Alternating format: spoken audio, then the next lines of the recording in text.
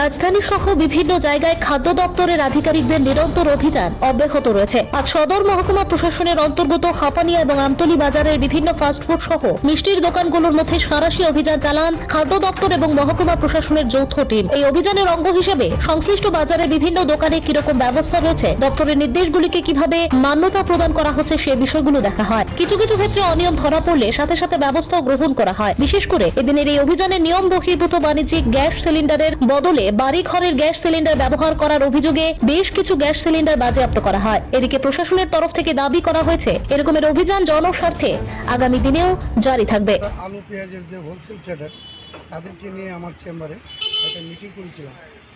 এটা আমাদের যে খাদ্য দপ্তরের অধিকর্তার নির্দেশে, তো সেখানে তারা যা রিপোর্ট দিল, বলল আগের তুলনায় মার্কেট অনেক ডাউন, বাজারে অ্যাভেলেবেল আলু পেঁয়াজ উঠে গেছে। পেঁয়াজ যেটা 25 টাকা ছিল সেটা 30 টাকা এখন বিকার, আলু যেটা 25 টাকা ছিল সেটা 20 টাকা বিকার।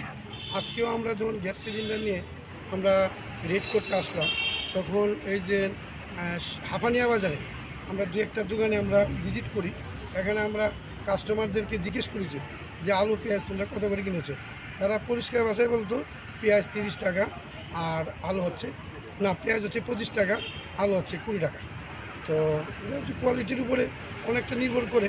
পেঁয়াজ যদি অধিক ভালো যেটা থাকে এটা 30 টাকার উপরে না, হ্যাঁ, আর আলু তো ওই যেটা চন্দ্রমুখী সেটা তো 30 টাকা 25 টাকা বিক্রি করে।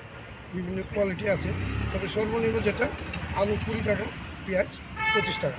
আমরা গতকালকেও আমরা যারা বিশেষত যে দু একটা আইটেমের প্রাইস হাইক করেছে, আলু এবং পেঁয়াজ এরকম কিছু এসেছে, তো আমাদের এগুলো আমরা দেখেছি যে রেট অনেকটা কমেছে এবং যারা স্টেট লেভেল যারা পারচেস করে সিএনএফ ওনাদের সঙ্গে আমরা কালকে মিটিং করেছি, আমরা একটা স্ট্র্যাটেজি ঠিক করেছি। আমরা চাইছি যে হোলসেলারের কাছ থেকে যাতে ডাইরেক্টলি রিটেলাররা নিতে পারে, ওই জায়গাটার মধ্যে আমরা বেশি কি বলছে যে গুরুত্ব দিচ্ছি। Bureau report, Tripura news 8।